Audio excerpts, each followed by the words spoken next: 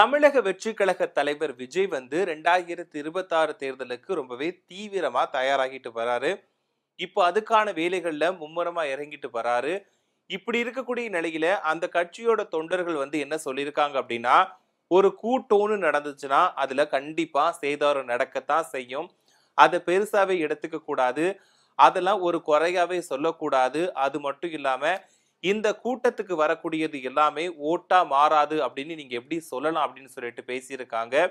அது மட்டும் இல்லாம மத்த கட்சிகளையுமே குறை சொல்லி பேசியிருக்காங்க. அப்படி அவங்க என்னென்ன சொல்லியிருக்காங்க, எதுக்காக பேசினாங்க அப்படிங்கிறத பத்தி இந்த பதிவுல விரிவா பார்க்கலாம். நடிகர் விஜய் வந்து தமிழக வெற்றிக் கழகம் அப்படின்னு புதிய கட்சியை தொடங்குனது எல்லாருக்குமே நல்லாவே தெரியும். இப்போ அதுக்காக மும்முரமான வேலைகள்ல இறங்கிட்டு வராரு. அதாவது அந்த கட்சி தொடங்குனப்போ என்ன சொன்னாரு அப்படின்னா, நம்மளோட இலக்கு வந்து 2026 சட்டமன்ற தேர்தல் தான். அதுக்கான தேர்தல் பணிகள்ல நாம வந்து மும்முரமா வேலை பார்க்கணும் அப்படின்னு சொல்லியிருந்தாரு. இப்போ அதுக்கான அரசியல் களத்துல விஜய் வந்து மும்முரமா இறங்கி வேலையை பார்த்துட்டு வராரு. அதுக்காக ஏற்கனவே 2 மாநாடு நடத்தினாரு.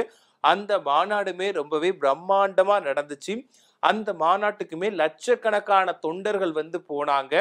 அப்படி இருந்துமே அந்த மாநாட பத்தி எந்த அளவுக்கு வரவேற்பு இருந்துச்சோ, அந்த அளவுக்கு விமர்சனங்களும் வந்துச்சு. எதிர்மறையான கருத்துக்களுமே மாநாட்டுக்கு வந்துச்சு. அதாவது முதல் மாநாட்டுல என்ன சொன்னாங்க அப்படின்னா, சரியா மாநாட்டுக்கு வந்து எந்த ஒரு பிரிப்பரேஷனுமே இல்ல. குடிக்கிறதுக்கு தண்ணி இல்ல. பொதுமக்களுக்கு பாதுகாப்பு இல்ல. அதாவது குடிக்க தண்ணி இல்லாம கூட நெறைய பேர் மயங்கி விழுந்தாங்க அப்படின்னு சொன்னாங்க. அதுக்கப்புறம் 2வது மாநாட்டுல வந்து விஜய் வந்து எல்லா விஷயத்தையும் பார்த்து பார்த்து பண்ணாரு. 2வது மாநாடு வந்து மதுரையில தான் நடந்துச்சு.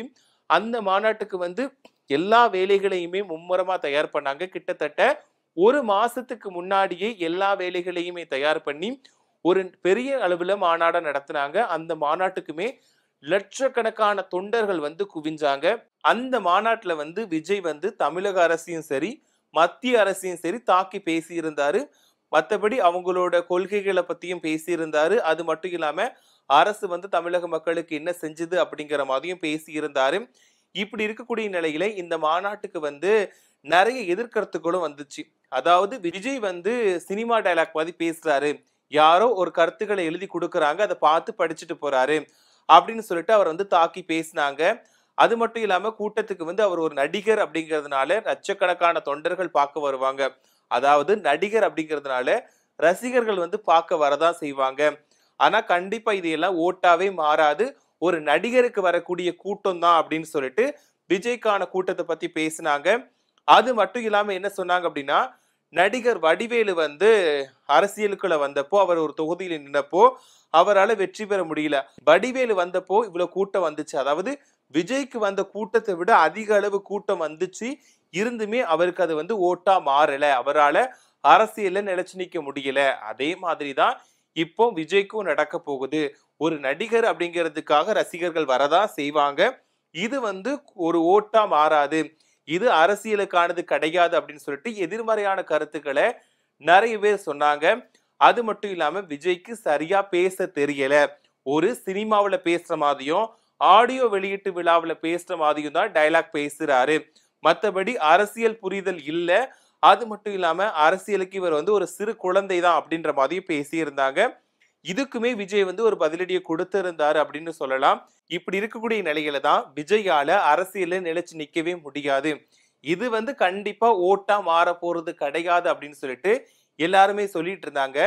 இப்படி இருந்தாலும் விஜய் வந்து என்ன பண்ணாருன்னா, இப்போ சுற்றுப்பயணம் மேற்கொண்டுட்டு வராரு.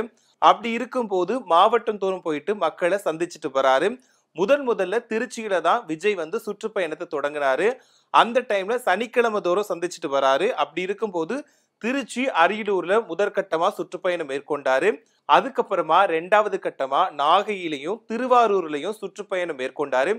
இப்படி விஜய் வந்து சுற்றுப்பயணம் மேற்கொள்ளும்போது பொதுமக்கள் வந்து நெறைய அளவுல அங்க வராங்க. அது மட்டும் இல்லாம ரசிகர்களுமே அங்க நெறைய அளவுல வரதுனால, அங்க இருக்கக்கூடிய பப்ளிக் ப்ராப்பர்ட்டிக்கு வந்து நெறைய சேதாரத்த கொடுக்குறாங்க அப்படின்னு சொல்லிட்டு, நாகையில வந்து தமிழக வெற்றிக் கழக நிர்வாகிகள் மீது வந்து வழக்கு பதிவு செய்யப்பட்டுச்சு. அதாவது அங்க வரக்கூடிய தொண்டர்கள் வந்துட்டு சரியான விதிமுறைகள பின்பற்றாம அங்க இருக்கக்கூடிய பொருட்கள சேதப்படுத்துறாங்க. அதனால அவங்க மீது வந்து வழக்கு பதிவு செய்யப்பட்டுச்சு. இப்படி இருக்கக்கூடிய நிலையில தான் இப்போ 3வது கட்டமா நாமக்கல்ல வந்து விஜய் வந்து சுற்றுப்பயணம் மேற்கொண்டிருக்காரு. அதுக்காக ஒரு நாளைக்கு முன்னாடியே தொண்டர்கள் வந்து அங்க குவிஞ்சிட்டாங்க அப்படின்னு சொல்லலாம். அதாவது ரசிகர்கள், தொண்டர்கள் வந்து அங்க அதிகமா வரதுனால போலீசாரால கட்டுப்படுத்தவே முடியல. அது மட்டும் இல்லாம விஜயோட பிரச்சாரத்துக்கு வந்து நிறைய கட்டுப்பாடுகளை வந்து போலீசார் வந்து விதிச்சிருக்காங்க. அதனால விஜய் வந்து ஒரு டைம் சொல்லியிருந்தாரு, மத்த எந்த கட்சிகளுக்குமே இந்த அளவுல கட்டுப்பாடு விதிக்க மாட்றாங்க. ஆனா தமிழக வெற்றி கழகத்துக்கு மட்டுமே இவ்ளோ கட்டுப்பாடுகள் விதிக்கப்படுவதா விஜய் வந்து குற்றம் சாட்டி இருந்தாரு. அதே மாதிரி தொண்டர்களுமே குற்றம் சாட்டி இருந்தாங்க. கண்டிப்பா ஒரு கூட்டம் அப்படின்னா இப்படி நடக்கத்தான் செய்யும். அந்த அளவுல பெருசா எடுத்துக்க கூடாது அப்படின்னு சொல்லியிருந்தாங்க. இப்படி இருக்கும்போது நாமக்கல்ல 3வது சுற்றுப்பயணத்தை வந்து விஜய் தொடங்கி இருக்காரு. அங்க வந்து தொண்டர்கள் என்ன சொன்னாங்க அப்படின்னா, விஜய்க்கு வரக்கூடிய தொண்டர்கள் கூட்டம் வந்து ஓட்டா மாறாது அப்படின்னு நீங்க எப்படி சொல்லலாம்? அதாவது நாங்க வந்து விஜய பார்க்கிறதுக்காக தண்ணி குடிக்காம, சாப்பாடு சாப்பிடாம அவருக்காக காத்துட்டு இருக்கோம். அப்படி இருக்கும்போது நாங்க தேர்தல் அன்னைக்கு 1 மணி நேரம் லைன்ல நின்னு எப்படி ஓட்டு போட மாட்டோம் அப்படின்னு நீங்க சொல்லலாம் அப்படின்னு சொல்லிட்டு பேசியிருக்காங்க. அது மட்டும் இல்லாம கண்டிப்பா 2026 தேர்தல்ல விஜய்க்கு தான் நாங்க ஓட்டு போடுவோம். அது மட்டும் இல்லாம சிம்மாசனமா விஜய் வந்து முதல்வர் பதவியில அமருவாரு அப்படின்னு சொல்லிட்டு தொண்டர் வந்து சொல்லியிருக்காங்க.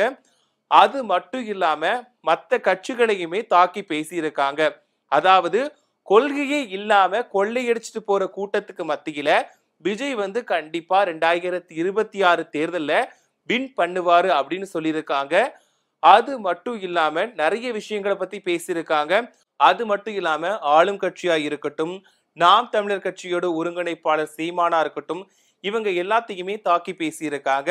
அதுல என்ன சொல்லியிருந்தாங்க அப்படின்னா, சீமான் வந்து அப்போ ஒரு பேச்சு, இப்போ ஒரு பேச்சு பேசுறாரு. அதாவது பச்சோந்தி மாதிரி நிறத்துக்கு நிறம் மாறி, இடத்துக்கு இடம் மாறி பேசுறாங்க அப்படின்னு சொல்லிட்டு தமிழக வெற்றி கழகத்தோட தொண்டர்கள் வந்து சொல்லியிருந்தாங்க. கூட்டம் நடந்துச்சுன்னா அந்த இடத்துல வந்து சேதாரம் நடக்கத்தான் செய்யும். அத வந்து பெருசா எடுத்துக்க கூடாது அப்படின்னு சொல்லிட்டு தொண்டர்கள் சொல்லியிருந்தாங்க. இதுதான் இப்ப பரபரப்பா பேசப்பட்டுட்டு வருது.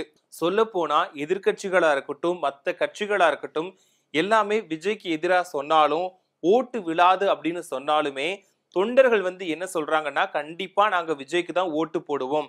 கண்டிப்பா விஜய் தான் 2026ல வின் பண்ணுவாரு அப்படின்னு சொல்லிட்டு நம்பிக்கையா சொல்லியிருக்காங்க. அது மட்டும் இல்லாம எதிர்க்கட்சிகள் வந்து கொள்கையே இல்லாம இருக்காங்க. அதாவது மத்த கட்சிகள் வந்து கொள்கையே இல்லாம இருக்காங்க. தமிழ்நாட்டு மக்களுக்காக எந்த கட்சிகளுமே இல்ல அப்படின்ற மாதிரி சொல்லியிருக்காங்க. சோ தமிழக வெற்றி கழக தொண்டர்கள் சொன்ன மாதிரி விஜய் வந்து 2026 சட்டமன்ற தேர்தல்ல வெற்றி பெறுவாரா அப்படிங்கிறத நாம வந்து பொறுத்திருந்து தான் பார்க்கணும்.